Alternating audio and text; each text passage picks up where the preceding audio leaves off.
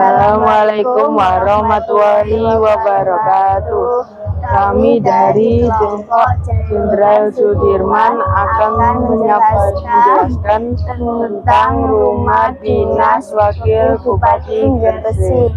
Rumah Dinas Wakil Bupati Gresik berlokasi di area Bandar Kris, lebih tepatnya di Jalan Basuki Rahmat nomor 24. Rumah dinas ini ditempati oleh Wakil Bupati Gresik kita yang bernama Aminatun Habibah. Rumah dinas Wakil Bupati Gresik bergaya Indes, yaitu dari ciri rumah yang memiliki bentuk dena yang simetris dan teras depan belakang yang sangat besar, juga memiliki teritisan yang lebar. Rumah dinas ini memiliki fungsi yang sama seperti fungsi rumah dinas pada umumnya. Hanya saja juga dipakai untuk tetap menjalankan tugas sebagai kepala daerah selepas jam kantornya. Dan hanya saja rumah dinas wakil bupati ini juga memiliki salah satu objek wisata cagar budaya yang sama saat ini terawat dengan baik. Kan Rumah Dinas Wakil Bupati Gresik kan menjadi cagar budaya ya. Nah, perawatannya bagaimana? Kalau perawatannya diambilkan dari dana APBD. Dana APBD dilimpahkan dari bagian umum, nanti bagian umum. Jadi bagian umum pihak bagian umum ngeceknya setiap 3 bulan sekali, 6 bulan sekali. Entah itu perawatannya untuk pengecatan ulang, entah itu perawatan sofanya ibu wakil bupati. Jadi perawatannya gitu Mas. Jadi 3 bulan sekali. Kalau enggak ada kerusakan lebih fatal, itu biasanya itu 6 bulan sampai 1 tahun sekali Mas. Terima kasih. Assalamualaikum warahmatullahi wabarakatuh. Kami dari kelompok Jenderal Sudirman. Aku adalah Nurul Sabila dan Muhammad Rehan Muazzam akan menjelaskan tentang kantor pos lama di Jalan Basuki Rahmat. Kantor pos yang ada di Kota Gresik, Jawa Timur, tepatnya di daerah Jalan Basuki Rahmat nomor 23, Kelurahan Badilan, Kecamatan Gresik, Kabupaten Gresik, Provinsi Jawa Timur. Sebelum menjadi kantor pos, bangunan ini dulunya merupakan gudang yang dibuat oleh VOC. VOC merupakan persekutuan dagang yang dibangun oleh pengusaha Belanda. VOC bertujuan untuk menjalankan monopoli perdagangan yang dilakukan oleh Hindia Belanda seperti pala, lada, cengkeh, dan kayu manis sebagainya, yang dimana rempah-rempah pada kala itu di Eropa harganya sangat cukup mahal.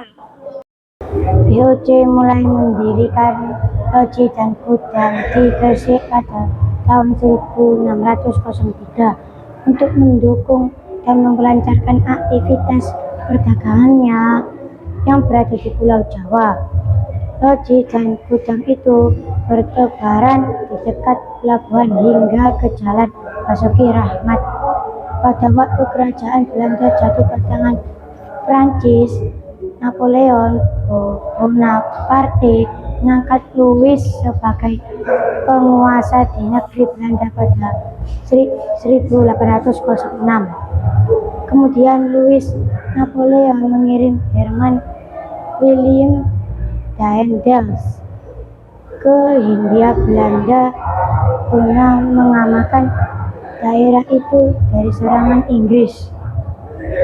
Daendels dipercaya menjadi gubernur Jenderal Hindia Belanda atau 1808 sampai 1811 karena memiliki gagasan pembaruan yang diperlukan untuk memperbaiki pemerintah di Hindia Belanda yang telah terpuruk bersamaan dengan bangkrutnya VOC.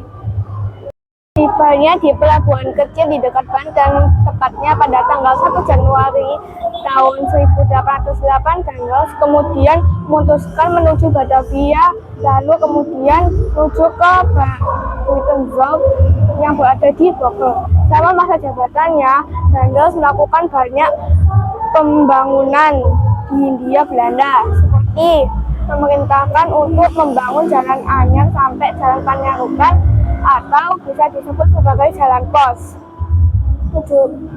Tujuannya untuk mendukung mobilitas militer guna menjaga pos-pos pertahanan penting di sepanjang pantai utara Pulau Jawa.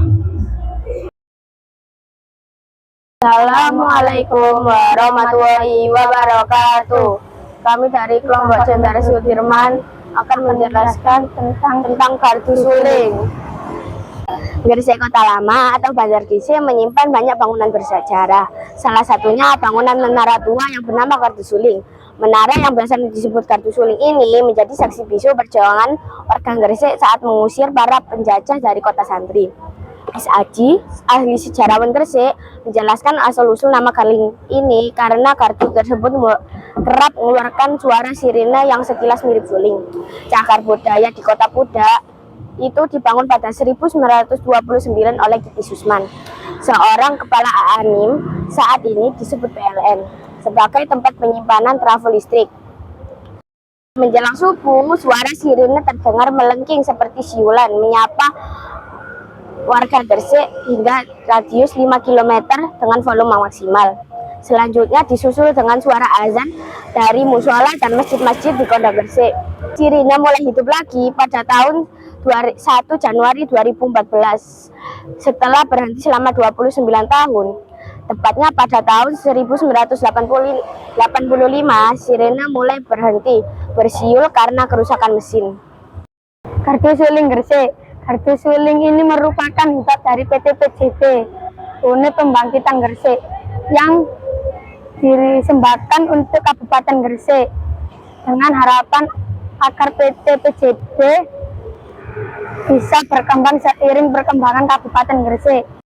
Gardu Suling ini diresmikan oleh Bupati Gresik Dr. Sambari Halim Radianto yang terletak ada di perempatan antara Jalan Panglima Sudirman, Jalan Jaksa Agung Suprapto, Jalan Pahlawan, dan Jalan Malik Ibrahim.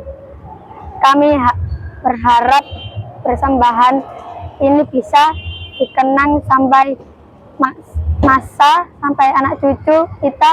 Jangan dilihat sampai besar berapa nilai sesuai kepada Kabupaten Gresik. Sekian dari kami. Wassalamualaikum warahmatullahi wabarakatuh.